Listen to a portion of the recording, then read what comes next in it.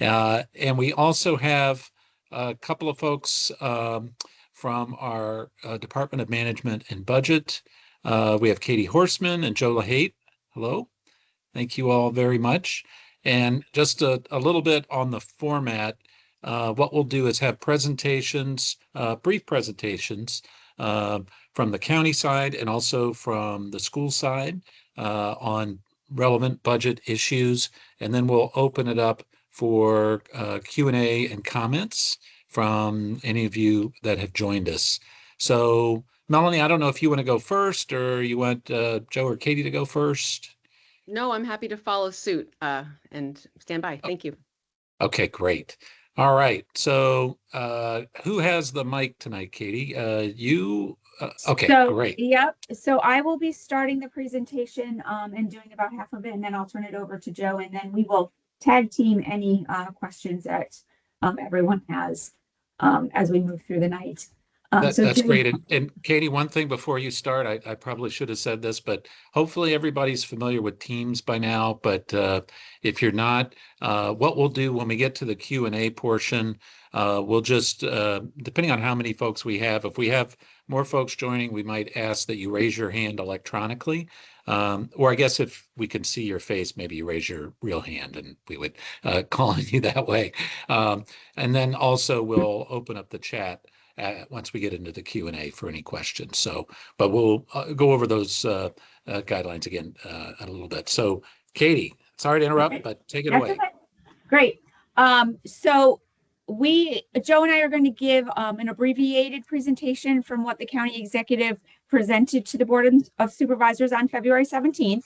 So starting out, we just kind of go over some of our high-level budget highlights. We will get into a lot more detail as we work through the presentation in the coming slides. But the county executive did propose a flat real estate tax rate. So he is not proposing as part of his budget an increase in the real estate tax rate. So we are looking at maintaining the $1.1225 per $100 of assessed value. Now, this does mean that the average homeowner will still see an increase of approximately $357, and that's because residential values are increasing. We are seeing that both our residential and non-residential assessments are up.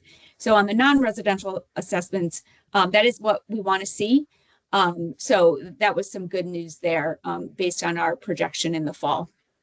We are also recognizing the full year impact of the food and beverage tax. You may recall the board passed last year a food and beverage tax as part of the 26 budget, but that was not implemented until January 1st of this year. So it's only been, there's only been a food and beverage tax for a couple months now. And that delay was to give our DTA and our local businesses time to get ready to implement that tax. We are providing $118.1 million in increased support to schools, and that does include that school operations, construction, and their debt service. We'll look at those pieces again as we get further into the presentation. It does only, though, partially fund the school board's advertised budget. One thing to note is that the former governor, as part of his budget, actually did include some revenue increases. And then there were some changes at the state level in the VRS contribution rate. So that did result, when you take those two components into consideration, along with the county increase in the transfer, schools is looking at about $224 million in funding flexibility. We have fully funded our county compensation program. We do have 3 collective bargaining units at this point, so we'll get into some details regarding those agreements. But what you will see is we do have a concerted effort to put money into maintenance because we do have aging facilities, and to modernize our IT system. So that's where the bulk, outside of our compensation, but that's where a bulk of our funding is going to this year. We are offsetting all of our new priorities with another round of reductions. So we have just under $33 million in agency reductions, and that does include 107 merit positions. When you take all of that into consideration, we are looking at a balance for board consideration of about $23.2 million. So moving on to the next slide. This slide just shows our annual change in general revenue. And you can see over on the right-hand side, we are looking about at a 3.7% increase. And that's really reflecting our real estate appreciation. And again, that full year impact of our food and beverage tax. You can see though that 3.7% is lower than it's been the last 4 fiscal years, with a high in 2023 at 7.3%. But it does, I would like to add, it does reflect a stable real estate market. So that's not necessarily a bad thing. So moving on to our next slide, we have our annual growth in our major revenue categories. So obviously our real estate remains our largest and most stable revenue source, and it does represent nearly 65% of our general fund revenues. In fiscal year 27, you can see there that it does represent about a 3.6% increase. And then next, we have our personal property tax at a 3.1% increase. And this is because we are seeing both the number of vehicles and the average vehicle values are trending up. The other two I want to point out is our food and beverage tax. Again, that full year impact of the food and beverage tax. So while it is a 100% increase, that does reflect the half year implementation in fiscal year 26, and then picking up the remaining $68 million in fiscal year 27. So that fiscal year 27 is the full year impact. And that is actually consistent with what we presented to the board at our December forecast meeting. So there have been no changes to our revenue estimate since that December meeting. And then obviously, no surprise, our investment interest, we are projecting to be down % after several years of strong growth when the Federal Reserve was raising rates to fight inflation. Now that rates are starting to come down based on recent cuts, we do see the impact to that on our investment interest income. Moving to the next slide, our real estate tax base. So the total base is projected to grow 3.77%, and you can see that in the bottom right-hand corner. And that increase comes from two components. It comes from our equalization, which is at 3.32%. And as a reminder, our equalization, that means if there's no change to your property, so you haven't done any major renovation or any addition, so it's the value of your property last year versus this year. So that's equalization. And then the second component is growth. And growth really just equates to our new construction. So overall, residential properties continue to drive most of the growth in the tax base. You can see an overall increase of the 4.31%. And then our non-residential properties are rising 1.84%. So while residential is higher than the non-residential, it is encouraging to see that non-residential increasing, especially after the last couple of fiscal years. But again, that does mean that the average homeowner will see an increase of about $357.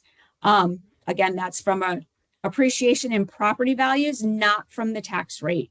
Not from a tax rate increase, because the county executive did propose no tax rate increase as part of his budget. And then I'd also like to point out that the projected value of a penny on the real estate tax rate is just over $35 million next fiscal year. So on slide 6, so this is a busy slide, but it is really showing kind of at a high level our revenue and our expenditure requirements. So up on the revenue side, you can see that we have almost $271 million in new revenue. That's from our increase in the real estate tax base, and then that full year impact of the food and beverage tax. And then when we move down, one other thing to point out on the revenue side is we do have, we are redirecting $6.52 million in transient occupancy tax revenue from the general fund over to the contributory fund. And this is consistent with recommendations to support Visit Fairfax and other tourism related activities. So that was something that was started again in fiscal year 26 that we are just now doing the final implementation in fiscal year 27. So on the county side, or on the disbursement side, you can see that the county disbursements total about $134 million.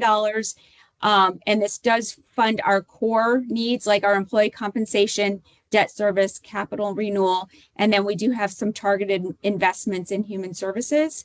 And as you can see, our county compensation is our biggest piece of our disbursement needs. And then we have $118 million in support for the schools, and we will look at that breakdown in the coming slides. And then in the lower right-hand corner, you can see that after all of our adjustments, we do have that balance of $23 million for the board's consideration. And that flexibility, could be used for tax relief, to reduce the gap between the school board's request and our proposed school transfer, to restore targeted reductions, or invest in other priorities. So there is a lot of options that the board will take into consideration when they're deciding what to do with that balance. Moving to the next slide, here's where we're going to take a look at more specifically our support for the schools. Again, the operating transfer is just over $99 million. Of that $99 million, about $4.6 million is associated with transferring 3 programs that are currently operated by the county, but are better aligned with the school programming. And in some instances, such as middle school, after school, they really are operating that program. It's just the funding is sitting over on the county side. So $4.6 million is associated with our values and prevention program, middle school, after school, and then some transition services to seniors who are graduating and leaving the school system.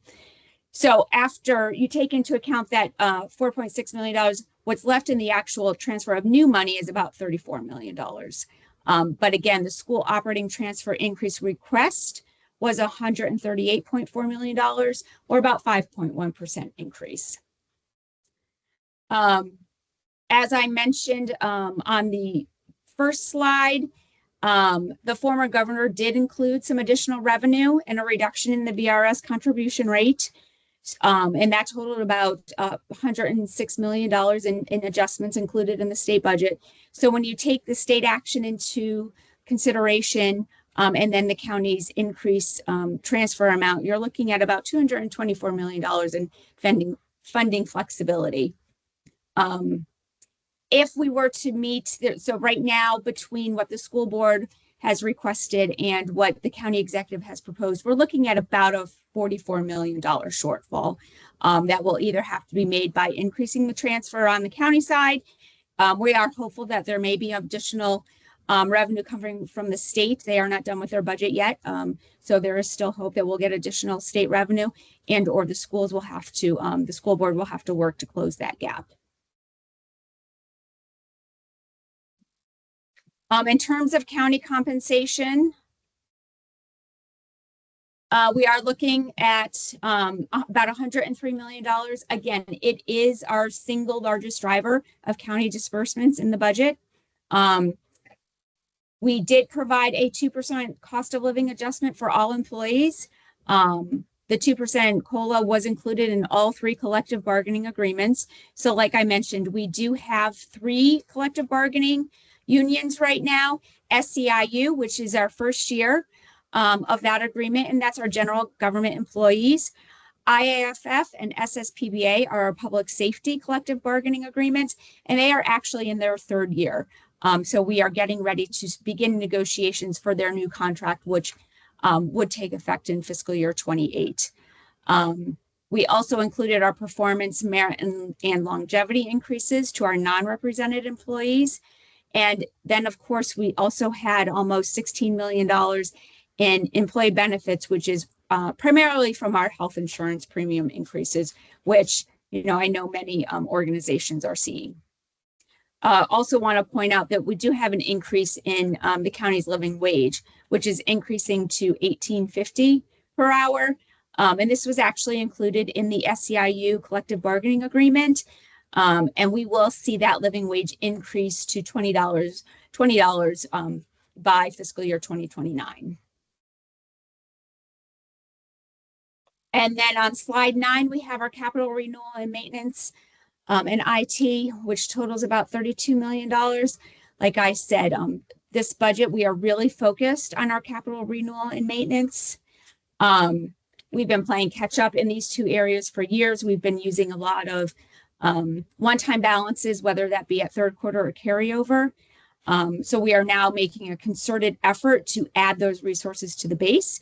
You can see that the county has 214 facilities and 75% are at least 20 years old, and they are reaching or have exceeded their useful life. So we do need to make some critical investments such as HVAC, plumbing, electrical in all of those buildings. We have included the $7.5 million. So this went to both county and schools capital renewal. So the county, on the capital renewal side, the county is increasing $7.5 million and the schools is increasing $7.5 million. And this actually was a longstanding recommendation from the Joint CIP Schools Committee going back several years with a goal of getting to $10 million. And after this $7.5 million investment, we actually now are meeting that recommendation. A couple of the other things we're funding on there is we have some baseline funding of $3 million, which is going for our public safety radios, which will be funded over a multi-year period with a total investment that we'll need to replace those radios is over $29 million. So adding these baseline resources will really help address that need. And it's scheduled for a 5 or 6 years phase in for that replacement. And then we have support for some maintenance of new facilities, such as the Commons, Mount Vernon. That's probably the largest, or it is the largest new facility that will be opening in 2027. So when you open a new facility, not only do you have operating costs to run programming, but you also have to take care of the facility. So we did add some positions and some the funding associated with that. We also are setting up a new residential maintenance staff unit within our facilities management division. What we are seeing is we have a number of residential facilities in our human services, our homeless shelters, and some residential facilities in our community CSB programs. And they need a specialized maintenance because they are 24/7 facilities and it get a lot of wear and tear. So we are setting up a new unit to try to help address some of those needs going forward. And then we have almost $12 million to support our IT. And so that's not only to enhance our IT infrastructure, but also the operating support for some of our completed IT projects. So when we finish an IT project, there are always ongoing operating expenses associated with those IT projects, and that's for licensing. Think of like your normal Microsoft license that you have at home. It's now a yearly fee rather than that one-time fee we used to pay 10 years ago. So we see the same thing on our side. So it's to address those ongoing operating expenses with our completed IT projects. And moving to the next slide, I think, is where Joe is going to take over. Yep, exactly. Katie, thank you. Yep, so a line item here, debt service. Obligations for our long-term debt that we've incurred through the years, combination of county, schools, public safety, parks, human services. We do a bond sale every year in January, essentially pledging our AAA bond rating. And as a result of that, debt service new from that sale plus existing, the net increase is about $19 million year over year. And we essentially show you all the split between the county side, about $7.4 million, and the school side, about $11.4 million. And in terms of what that gives, like I said, the big deal is about $170 million for county categories and about $230 million for Fairfax County schools. And again, trying to leverage that AAA bond rating in the best rate that we can, reflective of our financial profile, all in at about 3.37%, down about 20 basis points from last year. Obviously, a lot going on in the market these days, and we continue to navigate that as best as possible. So on to the next slide, kind of tying in here exactly. When we do those bond sales for general obligation bonds every year in January, the basis comes from a bond referendum plan. And you all know when you vote in November, you've got questions before you. In the even numbered years, you'll see county categories. In the odd numbered years, you'll see schools categories. So our proposal this year, included in the budget, would be 2 pieces on the ballot this fall. One for human services, which will essentially kind of factor in 2 pieces, the renovation of a health lab over in the city of Fairfax, otherwise known as the Willard Lab, and a Tim Harmon campus for all things human services and residential treatment facility. Coupled with that, the Fairfax County Park Authority will be on the ballot for about $180 million. And again, we just kind of give you all a little bit of preview for the next couple of years of what happens. Schools funding at $460 million to maintain that $230 million per year, coupled with Metro contributions. Obviously, we've got a notable piece that we provide for our capital share of that system. And then we've got public safety planned in 2030 for various fire and police stations, as you can see. On the next slide, parks. We try to put a little emphasis every year just to give some context of all the various pieces that they handle. And I think from a county perspective, there's a lot of things that we have been done over the last couple of years, just asking people to absorb. So we took an opportunity this year to try to really focus and dedicate some funds towards operations and maintenance on the county side. And we did the same thing on on the park side, as you can see here too, essentially putting about $3 million or so for some of the new facilities that have opened, and really just trying to do a reconciliation of some of those facilities that just require a little bit more maintenance and dedicated staff, just given the size and the complexity of those facilities. To those pieces, Woodlands over at Eleanor Lawrence, and obviously Laurel Hill Central Green down in the Mount Vernon district. And coupled with that too, you can see we've got about $1.2 million towards the county's zero waste program, really giving the Park Authority the final leg of funding they need to be compliant with our policy. Essentially provides for more maintenance staff, recycling receptacles, coupled with the equipment in the form of trucks and bins to literally go around and pick up all that waste and those recyclables at all our county facilities.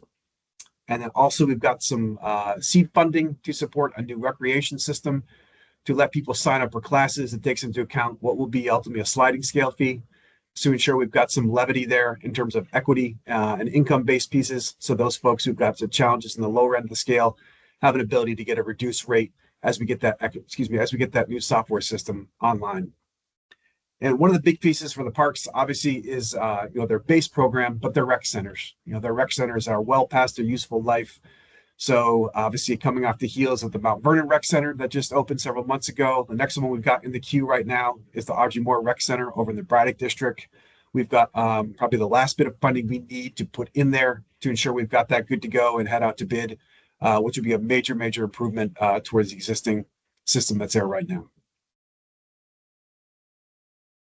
Other adjustments, I think we kind of call these in the category of just the cost of doing county business, roughly about $34 million. The main piece you're going to see there is roughly about $17 million for just standard inflationary adjustments associated with contracts, leases. I put a few other pieces in here, share of body worn cameras, just really things that are built into multi-year contracts that we've got, and changes as far as adjustments to CPI, inflation-based. We've got to make those pieces. The next bullet, since you've got about $8.5 million here for sort of vulnerable residents. A lot of the funding we had initially through the pandemic, Fed-related, as those funds have dried out, the needs still continue. And we want to be there for our vulnerable residents to provide a combination of food as well as housing assistance to keep those pieces forward. About $4.5 million or so for all things county operations. That largely goes towards fuel to essentially run the county's fleet. And I think our goal is trying to right size that to get up to speed in terms of where, well, I guess no more time in the present than we're seeing some additional pressures on gas prices. So this was a figure we put in back in February. We'll obviously have to adjust and monitor that as we go forward. And then roughly about $2 million, what we kind of put into the category of state and federal mandates. There's been a huge increase in the sheer number of people who are going after the Veterans Tax Exemption Program. If you've been hurt in the line of duty as a vet, you have an ability to come to the county and seek tax relief. The numbers are hugely bumping up from what we've seen. And also, as we've lost some grant funding, our goal has been to replace that with county funds to keep that up and running. And then, like I said, lastly here, we've got a couple new facilities open. The original Mount Vernon High School, now called the Commons Mount Vernon. And we also providing a nurse position for the planned new opening of the Skyview High School that I'm sure Ms. Meren will talk about a little bit more. So just kind of keeping that straight as they prep and plan for a fall opening.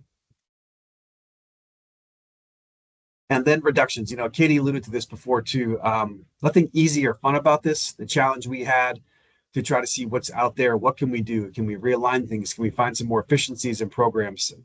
Really to date, since FY24, almost about $125 million in total we've had to put forward in reductions. This year, it's about $32 million that's included in the advertised budget. There's some offsets in the form of revenue increases. There are some programs that are being eliminated. Human Resources Department will work with all the potential county employees who could be affected by this if it's their position. So like I said before, we have a separate section in some of the budget detail that breaks out department by department. Not easy, not fun, but as we mentioned before, the advertised budget right now does have about a $23 million balance for the board's consideration if they choose or wanted to potentially restore some of these pieces that are put out there right now. Slide 15, always the biggest challenge. A lot has changed since we put our budget out in February. The General Assembly, which I believe right now they're moving and shaking behind closed doors down there. I think most of us from the county perspective are eager to see what comes out of the budget negotiations, the conference, the House and the Senate. A lot of big issues coming down there. As we mentioned before too, we just put a meals tax into effect, essentially January 1, 2026. We have just about 1 month only of receipts.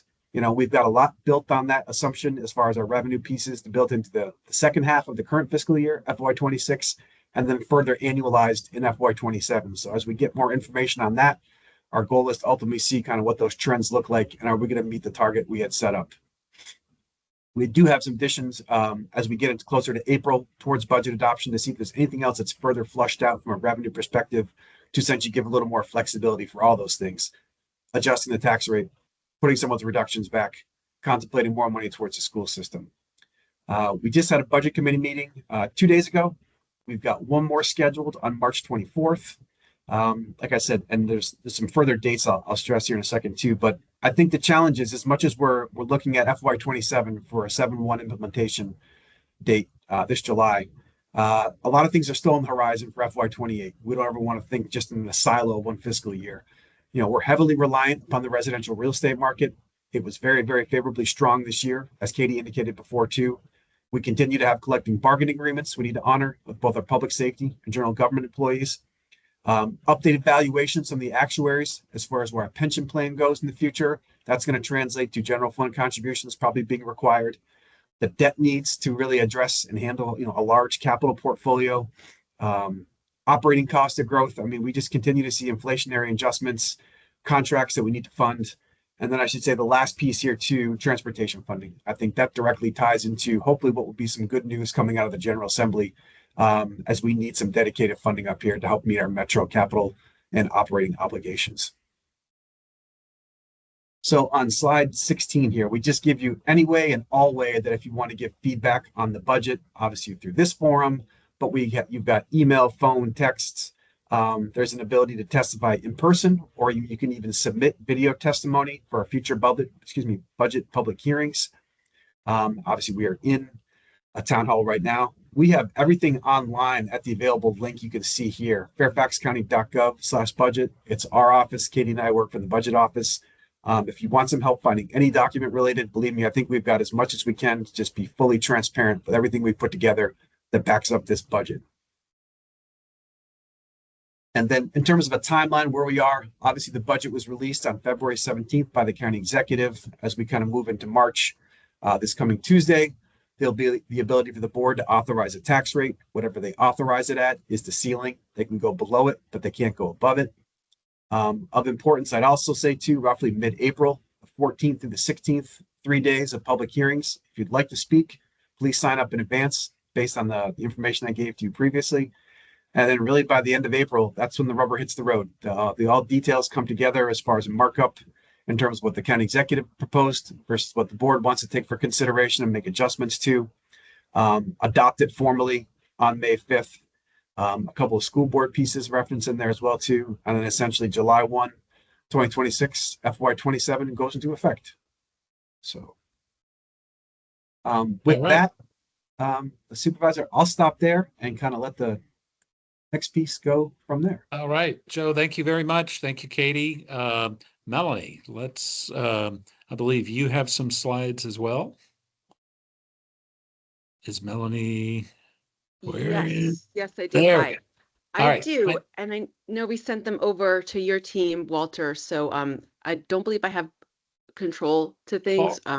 Happy to do Paul or so. But Amanda, can you put those up? Yeah, we could. thank You can control it, Melanie, or we can control it. It's up to you. I could do it. That's whatever's easiest. Yeah, that's fine. Yeah, you can just turn it on, and you should be able to share your screen.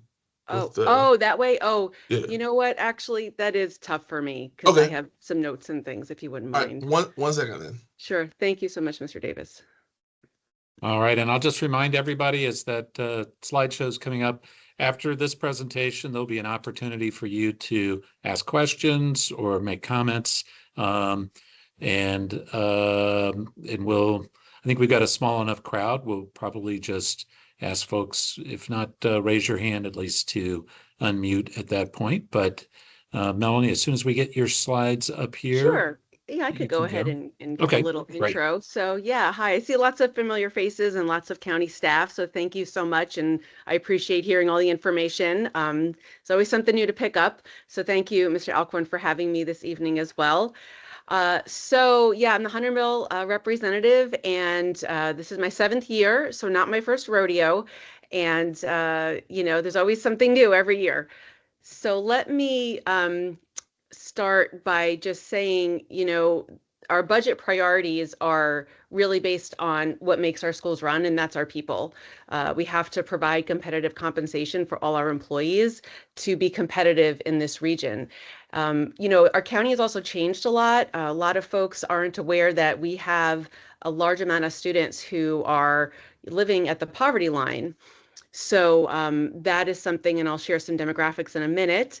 We want to make sure our educators are ready to teach. I am working right now on helping to design our policy for using AI in instruction. It is a whole new era. Like there is just, it's transforming how we do our education. And when I think of other industries, you know, of course it's going to change, but like we're literally teaching people how to use this thing. And there's not a lot of research yet about how, you know, kids do this effectively. So a lot, that's a new thing for us to grapple with. And then we also want to continue our multi-year investments. So Mr. Davis, if you could go to slide 3, please. So our demographics. So it's a little bit lower than in the past if you've been keeping score at home. You know, we're at around 176,000. I will say a sizable reason for that decrease is immigration related. And so as well as just in general, you know, enrollment is down in a lot of places and people not having as many children. But again, you do see that of that 176,000, a third are economically disadvantaged. So that is a huge challenge for us to, you know, to help educate those students. Some of them also have special education needs, like my kiddo who's dyslexic, which is the most common learning disability that we face. And they can learn, we just need to teach them a different way, and it requires different resources and more resources, but they will be, you know, useful and productive in society as a result. So we want to invest those resources. Next slide, please.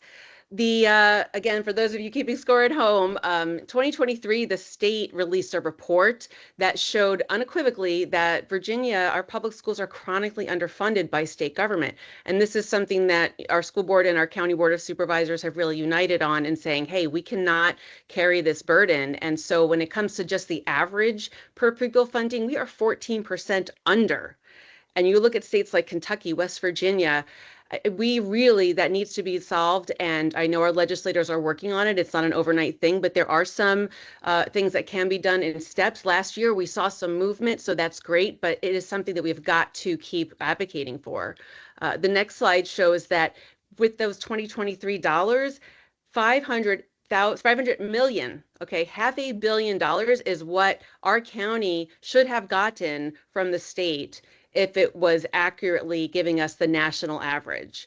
But we don't want to be average, we want to be above average, which is why we end up paying even more. And it's a testament to how much we support our public schools and all the economic resources they bring to our county and what families spend and the jobs and the local businesses, but we know that it's unsustainable. The next slide shares another report, which was released just the end of last year at a University of Virginia, not prompted by Fairfax, but it shows that our county is powering the whole Commonwealth. And we give, you know, for 20% of the state's revenue comes from us. And we are not getting that in return. And we've known that for a while, but here, just another data point that shows the way things are being done in this Commonwealth are not sustainable. And so we're trying to do locally the best we can while we advocate, but your advocacy is also needed to those state representatives. So what are we funding? So the next slide shows we are, again, funding our people. Okay, the largest part of our budget is our people.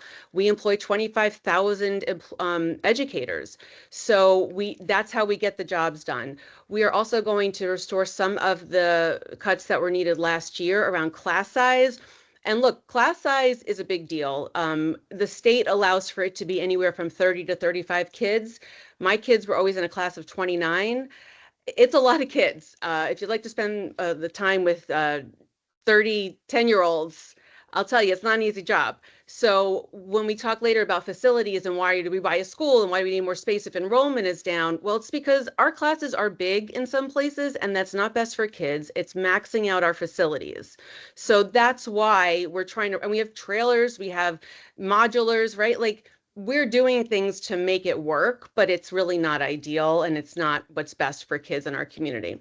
So, you know, the modest ask, 5% increase, everything's gone up in spending, although that amount was far less than like the amount asked last year in terms of percentage. The meals tax revenue, that is something, Supervisor Alcorn, I hope that we can discuss, you know, when that was first brought to the public 10 years ago, it was, some of it was going to be allocated to the public schools, and this time that's not being discussed. So I would like to see that as part of a solution. The next slide shows just what happens when we do invest in great teachers, master's degree teachers. Those are our most experienced. And so if you look over the years, we have moved in our area up to second. We have a 90% retention rate for these folks. That is unheard of, and that is what we want, because not only is it best for kids, but we're training these folks and we are reaping the benefit of that investment. The next slide shows, you know, the cost per pupil. We saw that state amount, but you can see in Fairfax, we are not way above, we are not way below, we're in the middle. And, you know, we want to be the best, right? And that's why people move here to live in our county. So we want to do better. The next slide talks more about this particular budget. And so again, where it comes from, the county is the biggest funder, unsustainable. And we know that now, but you can see even the numbers where it breaks down. Federal revenue has never been a large amount. Traditionally, it's 7% nationally. It's been more like 1% of Fairfax's, you know, funding. So it's really not a very lucrative place to look. I am really glad. So I broke down in the next slide just that the shortfall. And so, you know, I appreciate that our staff members shared that in addition to, you know, the shortfall that's between the transfer and the request and the proposal, counting for those 3 programs that are moving over to our side of the house. And so articulating that as a $43.8 million shortfall, that's really what we need to be talking about. So we know how much money and what needs to be adjusted.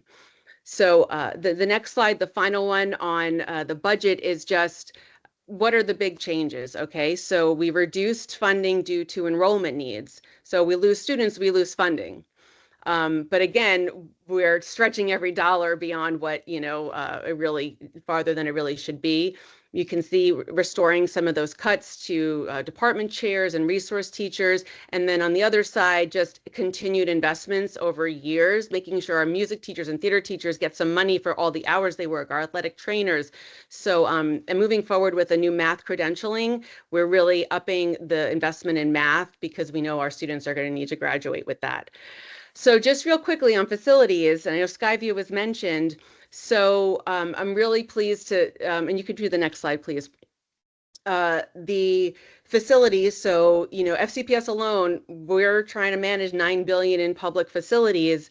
And we had 200 buildings, and I did wonder, I saw that number 219 earlier in the presentation, and I wondered if that was the counties and the parks. Something I really would find helpful is knowing more about like the totality, right? Because like we're going to close school on the election for April 21st, and that's we're going to use all of our facilities and utilities and all that stuff, right? Like accounting for the use for our schools is important as a whole county because they're everyone's public good. The next slide shows, just as was mentioned, we're struggling with our facilities upkeep, and I'm so pleased, Supervisor, to see that recommendation from the earlier report, the joint committee work, come to fruition. That is really great. So thank you. You know, I did hope to have more of those kinds of recommendations come through on the joint committee this year for budget savings, but that committee got stopped, and I don't know what's being done to continue that work to see if there's anything else we can uncover. So finally, the next slide is just showing that, you know, our buildings, like any building, 25 years is where we want to, you know, start renovating and get them going, and we're really far past that. So that bond is crucial. Yeah, so finally, just, you know, reinforcing that on the last slide, that our schools drive our economy. It's really a hallmark of where we live. So I look forward to any questions, and thank you again for the time. Awesome. Thank you, Melanie. That was really great job moving through those slides. That was good. All right. So at this point, let's open it up to anyone with questions or comments. I would ask, probably, we don't have a huge crowd, but if you could hit the raise button on the top, at the top of your screen, and for anybody who wants to speak, you are more than welcome to do so, and we'll just go one at a time if anyone has comments or questions. Okay, I see Molly Sullivan. Molly, you're first. Go right ahead and welcome. Hi. Well, I met Supervisor Alcorn earlier this week at a Hunter Mill meeting that Ms. Meren was hosting. So thank you guys both for talking to me. I've placed calls and spoken to assistants of supervisors this week already. So I really appreciate the support. I'm here to just bring awareness about the middle school after school programs to those who do or do not know about it.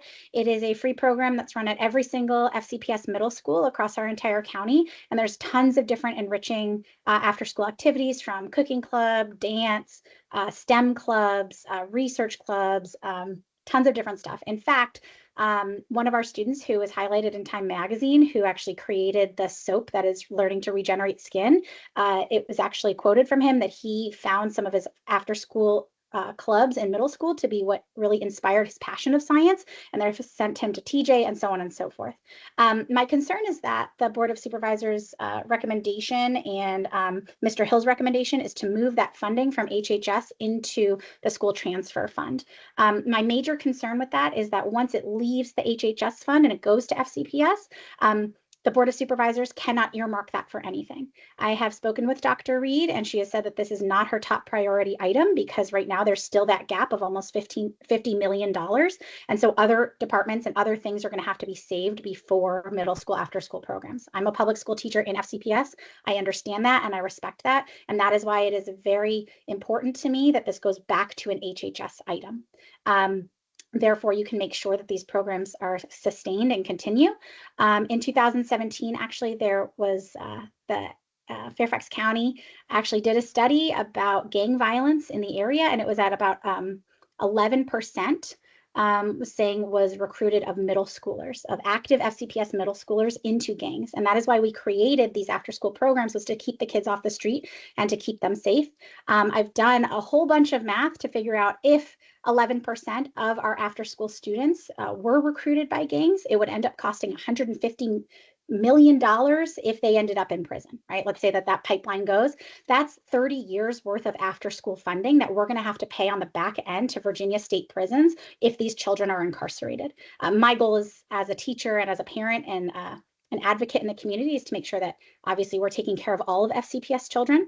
I know that there's a recommendation from the board to fee families on a scale, but the problem with that is that FCPS does not collect data based upon income when you enroll in public school. So there is no way to do that. And I guarantee you that even somebody like my family, where my husband works for the government, he would not be submitting information to the school to find out who gets feed and who doesn't get feed for after school programming. If we believe in equity as a county, which I know that we do, and we believe in equity as a school district, we need to keep these funds in HHS and protect all children and families in our county equitably. So that's what I came to bring awareness to, and to ask Mr. Alcorn to please make that recommendation to the Board of Supervisors. I know that both you and Ms. Meren are supporters of after-school programming, so I thank you very much for that. And I just hope that you guys bring some awareness, can talk to your colleagues about it. Anyone on here who's a community member that doesn't know about this, feel free to reach out to me via chat, and I will send you my email, cell phone, so that we can connect. I'm trying to get the PTAs on board from all over the county to really rally the wagons, because last year I felt like we had a lot more engagement, but because it's being presented that they are fully funded now through FCPS, I feel like people don't understand the difference.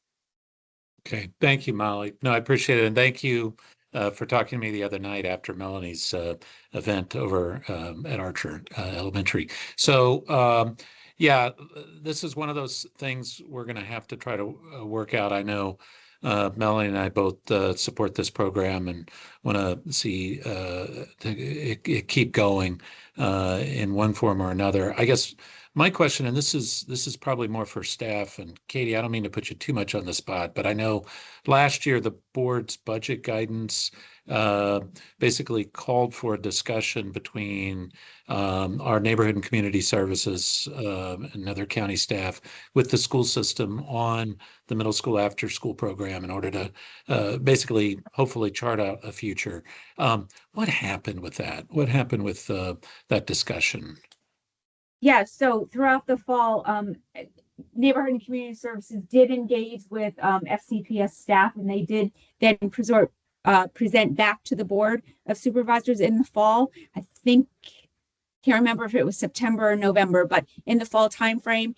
And part of that recommendation was to implement a fee, an annual fee, $300 annual fee, which could either be spread between by semester or charged one time, with a sliding fee scale.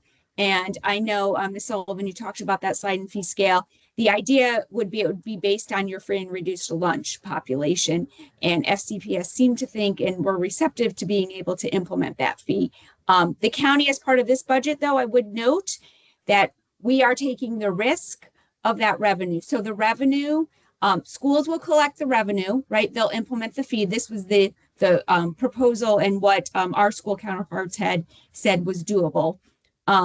So schools would implement that fee, but then the revenue would actually post to the general fund, to the county's general fund, which means the schools is not taking any of the risk. The cost to run that program is $3.9 million. So $3.9 million is going over to schools to run the program. When the fee is generated, and we staff estimated the fee was about $1.1 million. So when you have a $1.1 million revenue and $3.9 million in a cost to run the program, we consider that net cost. The actual cost is now $2.8 million. But what we did to hold schools harmless in case that $1.1 million in revenue wasn't generated. So they implement the fee. To your point, Ms. Sullivan, enough people don't pay it. They don't, whatever. We only generate $500,000. Well, the county is going to see that impact in revenue, not the schools. So the schools is fully funded for the program, regardless of what happens with the fee implementation. The problem, though, is that, again, once you send it over to FCPS, it is not a guaranteed program. Yeah. And Dr. Reed is not going to run that program if she is not fully funded. So that's the problem. So you can say, till forever that it's fully funded, but it's not fully funded because it's not guaranteed. And, I appreciate Dr. Reed's honesty and candor with me when she told me that, because she didn't have to say that, right? But that is the truth. So if you do not put it in an HHS fund, it's not going to be funded. And my concern is that then the Board of Supervisors and Fairfax County government can say, well, FCPS didn't value it. It's not that we don't value it, it's that other things have to come before that, unfortunately. And that's a concern of mine. And also, having been a single parent who was just above the poverty line and did not qualify for free and reduced lunch or daycare vouchers, which I very much could have used, but I made literally $1,100 before taxes too much a year. I could not afford that after school program, and people that can't afford it are not going to send their children thinking that it's taken care of, because that's not going to be a thing. It's just not going to. Yeah, Molly, thank you very much. And by the way, this is how the sausage gets made for anybody that's curious. Melanie, please go ahead. Yeah, thanks. No, I just wanted to share, Supervisor, I do think that there's, I don't know if it's miscommunication or just not enough about, especially with neighborhood community services, because like even with SAC, there was a question I tried to articulate at our joint meeting, and like it's not known how much revenue SAC makes and how much, we reasonably should be, accounted for. So I think that this proposal is premature without having that whole look. I just, there's a lot that could be done differently. I think if we really looked at together, I just think this intersection needs more looking at. So, yeah. Okay. I think we do have data on the SAC program. That's a county-run program, right, Katie? Yeah. Yeah. And So and I we can can, send the link, but we we can have provide that. Yeah. schools related chart, which is a chart that we put together in the overview section of the budget, which shows all of the supports that the county is providing Right. in addition to our transfer, and SAC is a line Well, item on there. Yeah, and that's the thing. I mean, I think that it's right that we do articulate what the county provides on their side of the ledger. It just seems like is a this is just being focused on, especially this middle school after school program. My understanding is that, and I believe there's no way it's going to be successful with a fee. I mean, I keep saying it and it keeps getting re-upped, but like that is not an option. It's not going to work. So, we saw it didn't work. So anyway, I feel like we really need to just get real about where this stuff intersects and just talk about how much money is everyone bringing in and how much does everything cost, and let's figure out what we can do. So, Okay. Thank you. Thank you, okay. Molly, thank you for your question and comments. Appreciate that. Other folks, Nira, welcome. Hello, thank you, Supervisor Alcorn and Ms. Meren for holding this town hall event. I guess I have both special education and affordable housing. I'll get the special education questions real quick. The family liaison position conversions, I'm not sure what that is. And special education chairs, does that mean that we're getting one for each school? Because I think we were half chair last year. Just wanted to clarify that. Sure. Yeah. Hi, Nira. The family liaison, it was converting those positions to full-time. Since before I was elected, family liaisons had sought to have the benefits. And so it was converting those to full-time little by little over the years. The special ed chair, yes, as you said, so our elementary schools had, the board had put in place funding for one full-time chair at all elementary schools during my first term, so like 2022, I think, or 23. Last year, as part of the gap in the transfer, the superintendent rolled that back and to just funding half an FTE, and schools could use their end of year funds towards, replacing that, but it was not from central office. So this budget seeks to again replenish that. So it is a thing, and principals aren't scraping together funding for that role. Okay, got it. Thank you. I mean, as you know, it's critically important to have them in that role. So I appreciate that. And then my second question, we're making progress towards the county's 10,000 unit affordable housing goal, but we need additional resources. Last year, the county established a baseline of $1.25 of the real estate tax for affordable housing. But the expected carryover funding wasn't included. At the same time, county budget guidance has recognized the need to increase this commitment to 2 cents target by FY 2027. Fairfax County has a long track record, a robust pipeline of projects, development partners, and everybody who's willing to deliver more affordable housing. But we need clear commitment to dedicated funding from the county. Is the county prepared to take the next step this year and move closer to that 2 cent goal? Just curious where we're at with that. I am. I've supported 2 cents ever since I got elected in 2019. It's been a question of getting a majority of the supervisors and also the timing. We were actually before COVID, we were actually moving in that direction, and then we used COVID relief money to do it, and then we started backfilling with quarterly revenues from mid-year or carryover. But then, as you mentioned, we've gotten some towards the 2 cents, getting from 1 cent to 2 cents. But frankly, this year we're implementing a different recommendation, which is adding a penny to pay down capital for the schools, for the school construction, which is a choice. And Melanie talked about this earlier, that was a recommendation from the Joint CIP Schools Committee from several years ago. So, but I do want to see us get to 2 cents, because frankly, I'm worried we're not going to hit that 10,000 unit goal unless we increase the resources going into it. And I think there's a really interesting discussion going on in the housing community, especially the affordable housing community, about how we get more affordable housing. I think there are a lot of folks that realize we need housing at all expense levels and types, Right. but there's also a good number of folks that point out the only really real way to get affordable housing, truly affordable housing, is with public subsidy.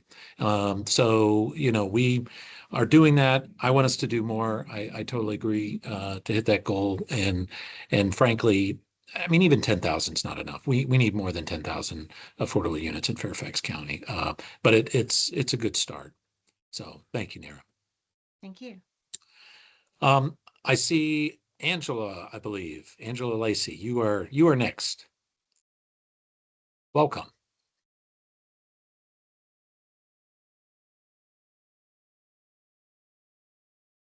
Yeah, sometimes in Teams, finding the unmute button is not easy. I know.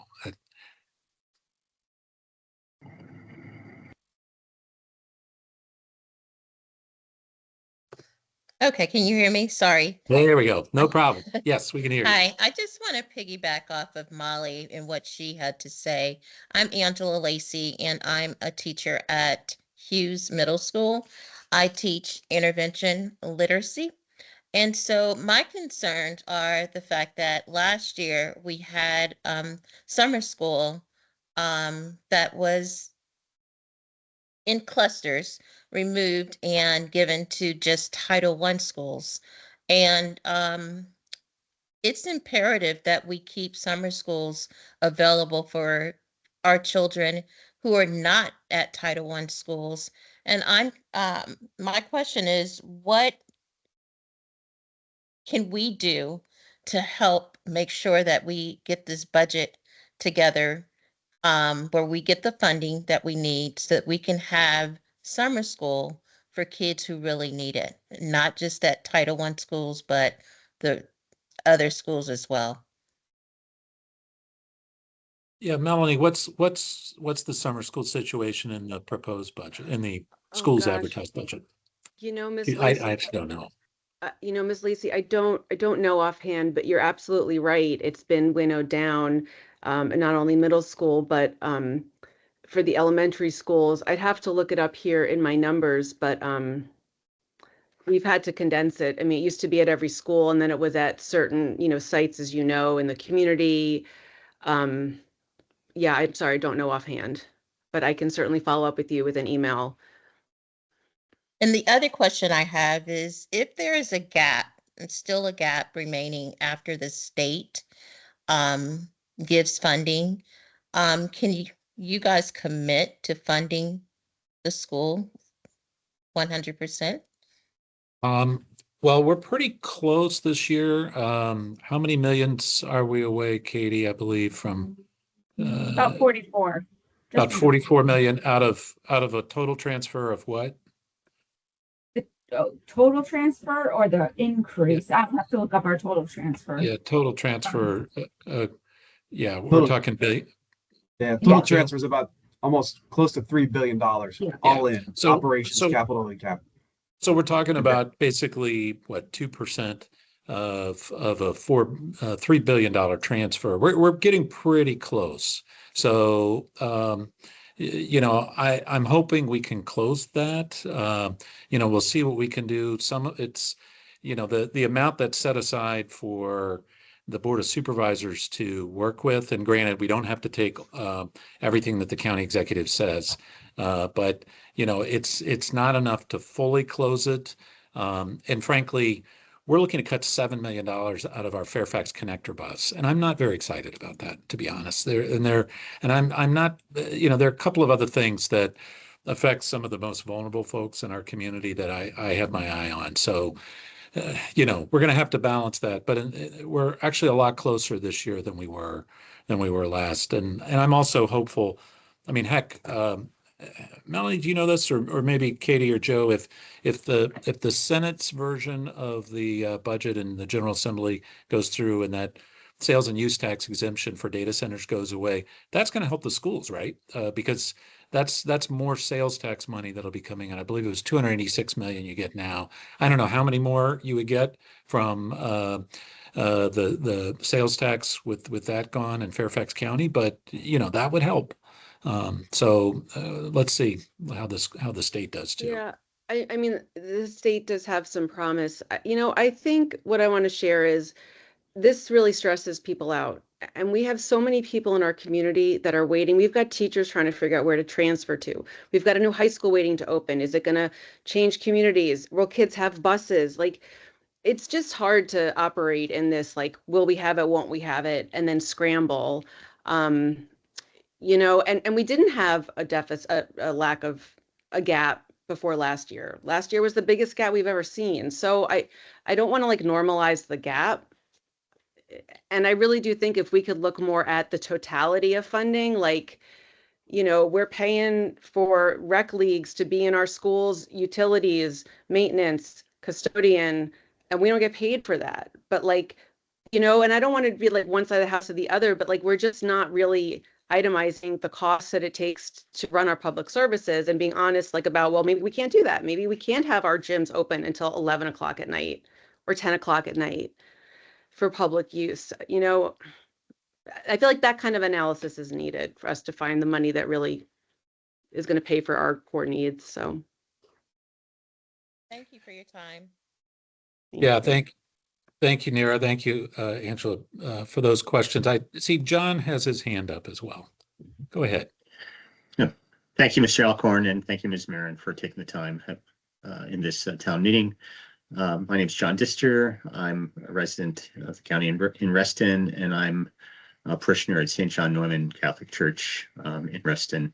So I'm here as a citizen who cares about equality and equal justice. I'm a member of the Fairfax County branch of the NAACP. And I'm here to echo what Ms. Data said about finding a way to allocate the 2 cents of the property valuation to the Affordable Housing Development and Investment Fund, which it's my understanding in previous years, you indicated that would, the board indicated that would be something that you would try to do. So I'm going to say some things that I'm not trying to preach. I'm just trying to find ways to make the conversation about affordable housing easier for other people who might not be fully supportive of it to buy into it. And Mr. Alcorn, I appreciate your support for this in the past. And also, I was at the Friday night dinner at Universalist United Congregation of Fairfax, where you were there too on your Friday night, listening to what people who are homeless had to say. And I really appreciate that. I appreciate the time that you took for that. And so I've volunteered at St. John Neumann when they host people who are homeless for a week during the winter. Been doing that for more than 15 years. And when you talk to them, you hear a lot of interesting stories about how people become homeless, and people become homeless for all sorts of reasons. And some of the reasons have to do with just not being able to afford a place to live because they're working people, they don't have a lot of savings, their income isn't high, and something happens in their life, they get sick, or something happens in their family. They have to spend time away from work, their income goes down, they can't pay their rent, they don't have savings, they're evicted. And unfortunately, in this county, because of the lack of affordable housing, or the insufficient amount of affordable housing, and corresponding high rents, something that just pops up in your family or in your personal health can send you over the precipice very, very quickly. So it's just a reminder that to you, and I recognize that you understand this, Mr. Alcorn, and whatever we can do in the NAACP and in faith communities to help other people understand that, we're going to try to do it in the coming month plus as the Board of Supervisors prepares to vote. But all faith traditions recognize that there's a divine light in each one of us. And frankly, sometimes I think I see it most clearly when I talk to people who are homeless. For some reason, the divine light is easier to see. And different faith traditions, emphasize this in different ways.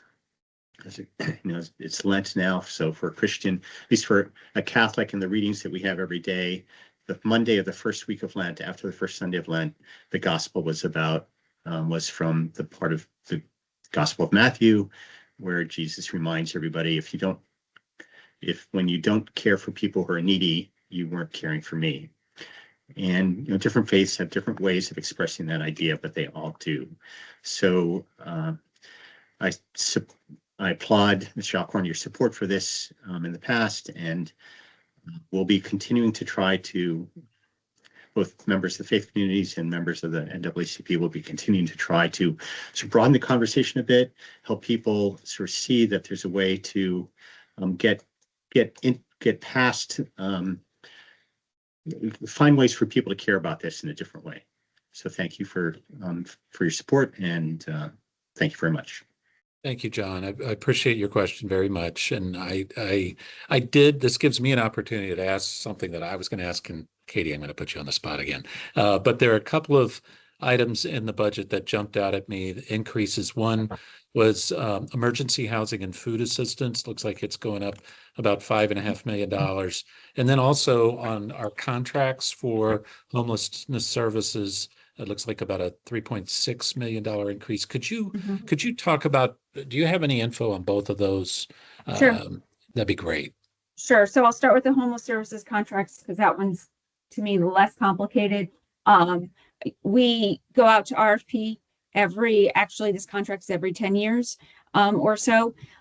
So we just implemented a new contract cycle as of July 1st of 2025. And we actually saw just a significant increase in the funding it's taking to administer those services. And it is for things like case management and that rapid rehousing piece, right? So we are seeing an increase in the number of families and individuals coming into our shelter system. And in order to get them rehoused, we have a rapid rehousing component and that case management component. So we're really putting some resources there. And then unfortunately, only because there is that increase, we added some funding to our hotel and motel placement. So families are not turned away in the county. So if a homeless family comes into the system, they're not turned away. And if there's no available space in one of our homeless shelters, then we will place them in hotels or motels. So like I said, unfortunately, it's a good thing we increased that funding, but it's unfortunate that we had to do it. But we are actively working on that rapid rehousing piece. And hopefully this new funding will help with that. So that was why there was such a significant increase in those contracts. Based on the timing, it wasn't built into the 26 budget, even though it was a 26 impact. We really built that into the 27 budget. For our emergency rental assistance and our food access program, we were able to utilize a lot of stimulus dollars. We had a couple different pots of funding that we were able to tap into. And really for the last 4 years or so, we've been utilizing those for food assistance and for emergency rental assistance. So there's two things that we're doing with those programs. One, we're increasing the overall funding by $5.5 million. So we're increasing emergency rental assistance and food access by that $5.5 million. But the other piece that we did is there used to be a component of emergency rental assistance and food access in our consolidated community funding pool. So we pulled that funding out and we consolidated it all into one new program, which will work very similar, if not exactly the same as the funding pool. We have actually issued an RFP. It's on the street right now for our nonprofit and faith-based communities to reply to provide those services. But rather than, I think we pulled about $5 million out of the funding pool. Rather than a $5 million base, we will now have a $10 million base of resources to allocate to those two programs. Okay, thank you, Katie. And are we also backfilling some of those stimulus dollars that we had been using for emergency rental assistance? Or I thought that's been gone for a year or two, hasn't it? Or did we just pretty much get rid of that or get through that? So yeah, we've braided a lot of different funding, right? So we had from the federal government dollars that were specific for emergency rental assistance, right? So that was about $70 million. So yes, that's been gone for a couple of years. Yeah. But what we did was we took some of our ARPA allocation, which was a different pot of federal stimulus dollars, and we used that for emergency rental assistance. So that's what we've been using the last 2 years, and that's at about $3 million a year. So that's what we replaced. Because at the height, I mean, when you had $70 million over 3 or 4 years, I mean, the county can't replace $70 million. But the $3 million that we've been using of ARPA dollars the last 2 years, that's what we replaced with these new general fund dollars. Okay, great. Thank you, Katie. And John, thank you again for your question. I appreciate that. Before we go back to Neera and Molly, I wanted to see, is there anybody else who wants to ask a question or comment that's not already asked a question or comment? If not, oh, actually, I see Emily popped up. Emily, yes, go right ahead. All right, thank you, Supervisor Alcorn. Thank you for hosting tonight, to you and to Ms. Meren. And my question is about the tax rate. I think you know what I'm going to say. And Supervisor, that's why I tell you you're my favorite, because I think you do understand really the value of our taxes supporting our public services. So my advocacy is just to keep the tax rate flat, not to lower it, to make sure that we can really invest in all these public services, all of the important resources that everyone before me has commented on.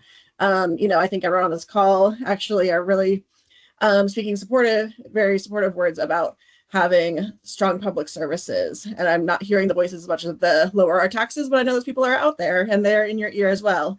So just making sure that you're standing with our public services, making sure that we can fund all the great things in our county. Great. Thank you very much, Emily. Appreciate that comment. All right, let's go back. Neera. Okay, I agree with everything that Emily just said. So I'm just going to add my 2 cents on that one. I just wanted to thank you, John, for talking about when we had the hypothermia shelter discussion. Supervisor Alcorn, we appreciated you being there. You had actually left the event before this part of the conversation had happened, and I'm sure that the folks who were there told you about this. But this was when we had the first of what feels like 100 storms that have happened in this winter. The one where there was a thick layer of ice on top of the snow. And we happened to have a community discussion, and there was a group of, I don't know, maybe 25, 30 people, I think I counted in the room.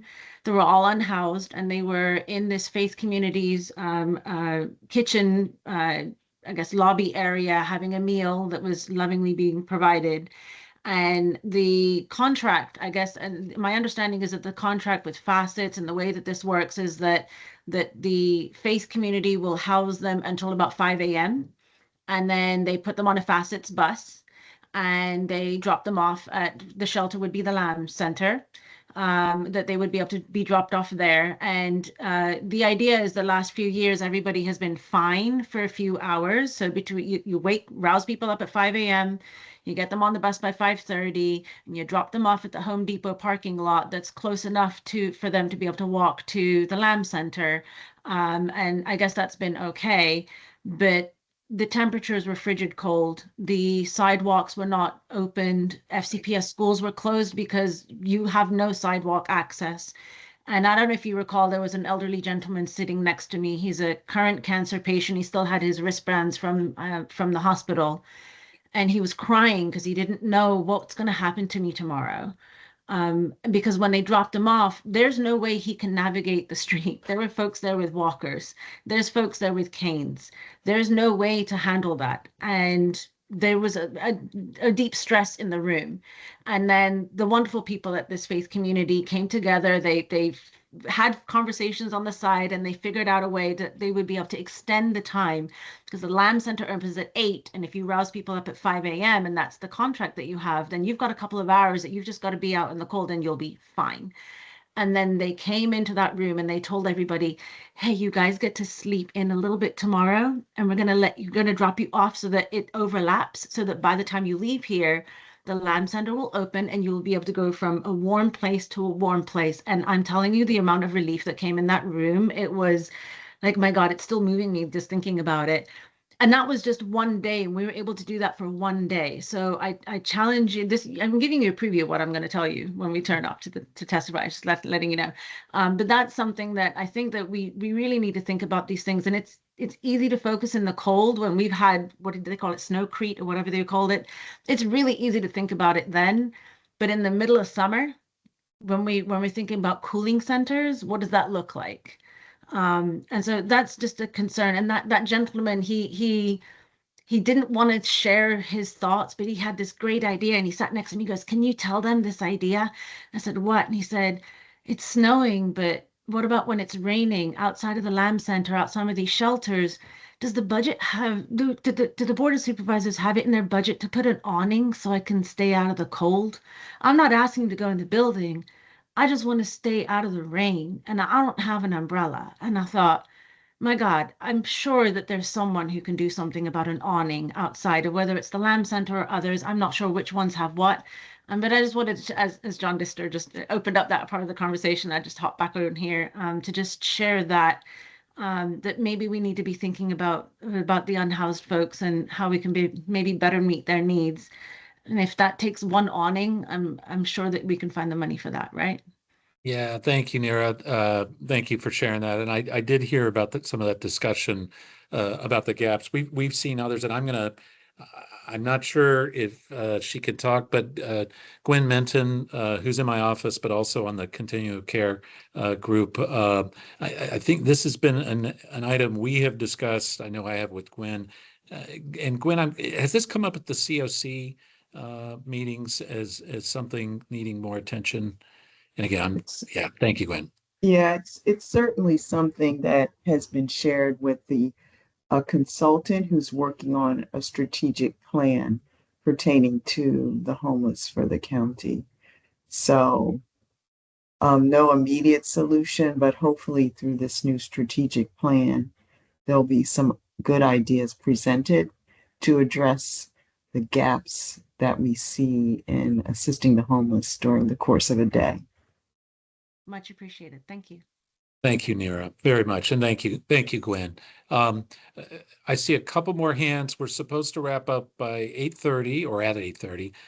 But Molly, you go ahead, and good to see you, Rob Whitfield. Maybe you probably are going to get the last word, but Molly, go right ahead again. I just had one quick question. I saw that there was $500,000 being allocated, I'm sorry, to the sliding fee scale for, I think it was like parks, the park authority, but I think that the county already has a sliding scale.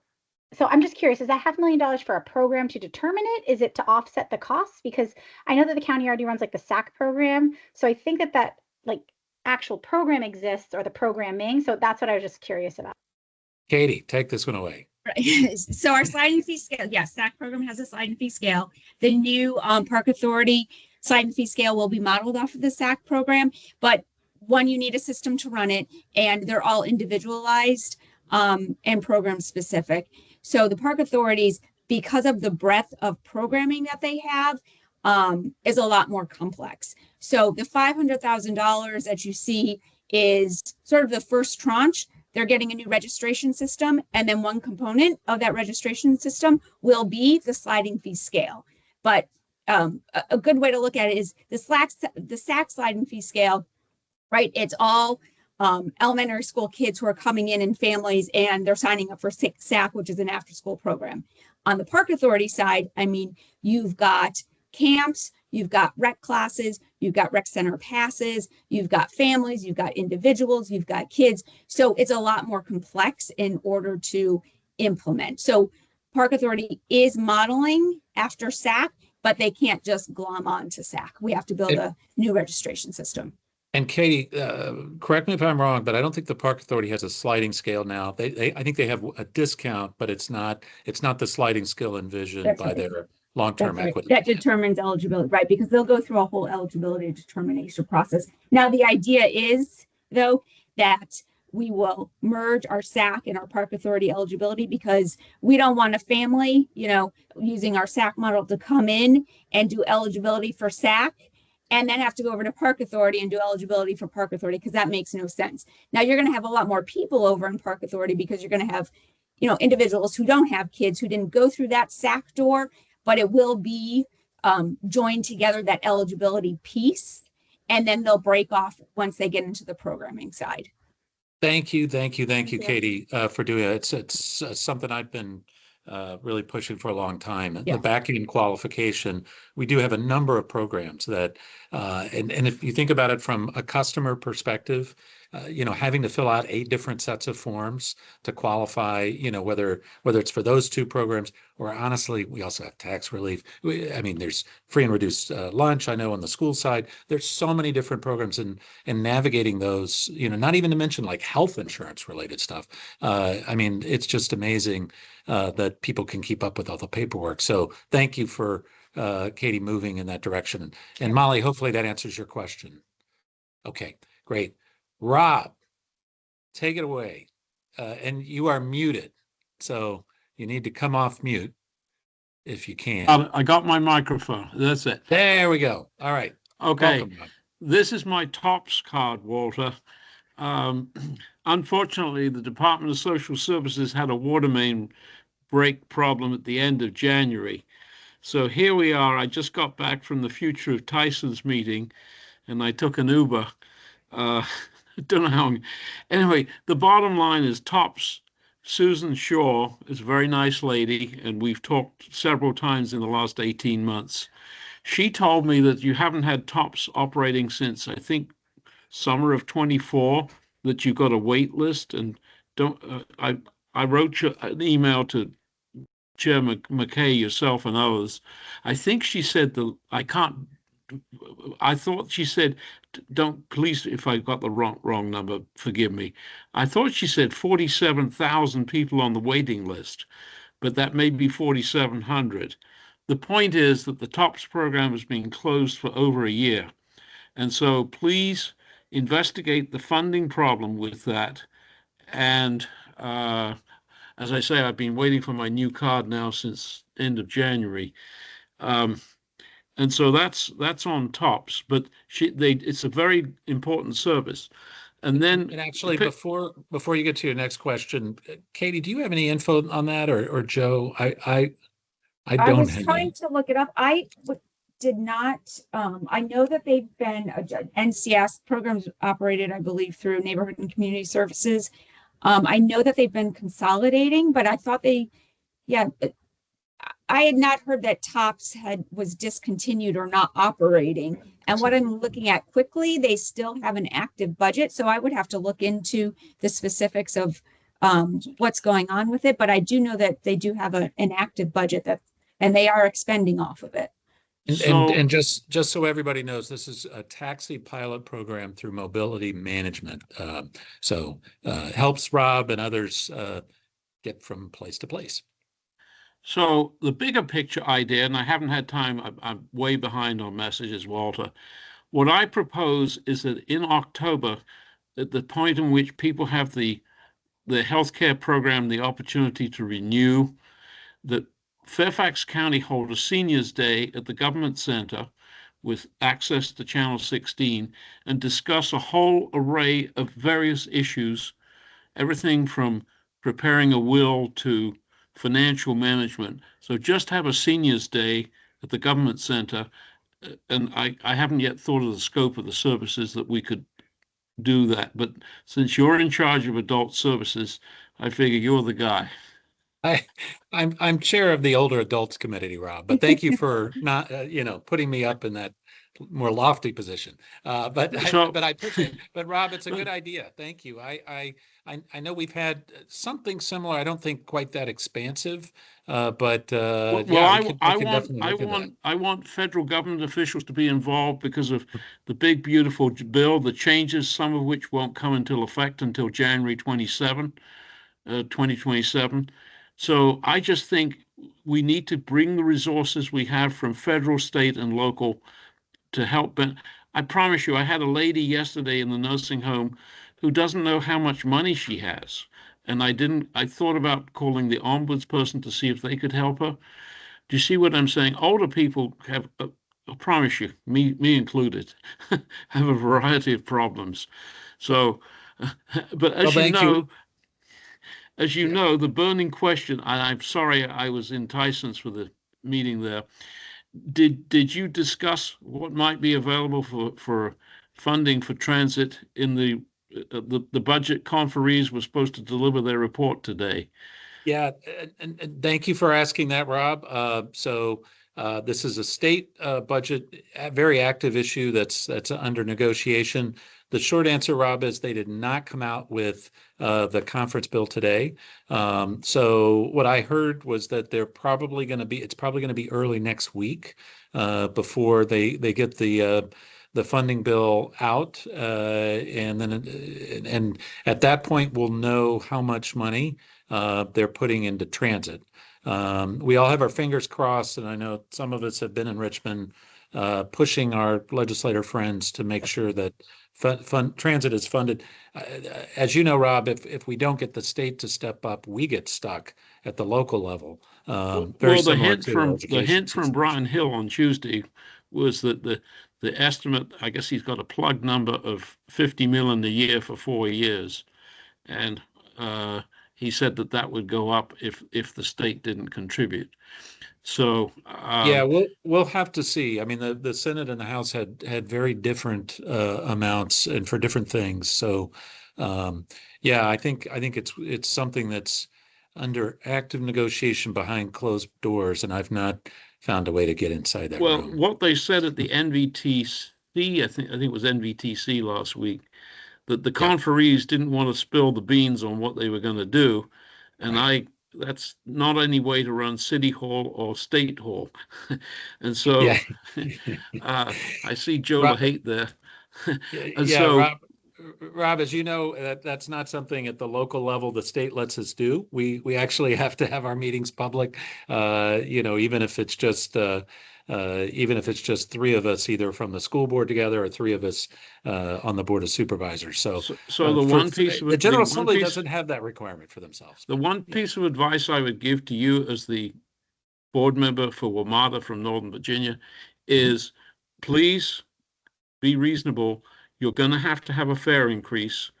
And what I wrote this morning or last night, I guess it was, the fare increase should be commensurate with the increase in inflation and the cost of both operating expenses and debt service. So in other words, I'm not looking to be unfair. I'm just saying is you can't expect to not increase fares and have an operating expenses and debt service increase as a principle. And Got so it. I did see that, Rob. So yeah, final plug for, and I don't know I basically wrote a letter to Governor Spanberger suggesting that the increase in pay for the legislators, if they don't increase the PNA for Medicaid patients, the governor should veto the increase in pay for legislators. All right, Rob. Well, on that note, thank you very much.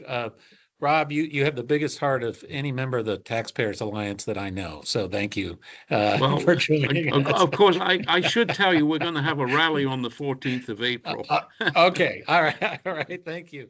Listen, thank you all. Melanie, thank you so much for doing this with me. Joe, Katie, excellent presentations. Let's see, Molly, John, Nira, Amanda, I think I got everybody and Rob, who asked a question or made a comment. I really appreciate that. We definitely will take these to heart And Emily, thank you too. And appreciate everybody showing up tonight. And everyone, have a good rest of your evening. Thanks, Thank everyone. you.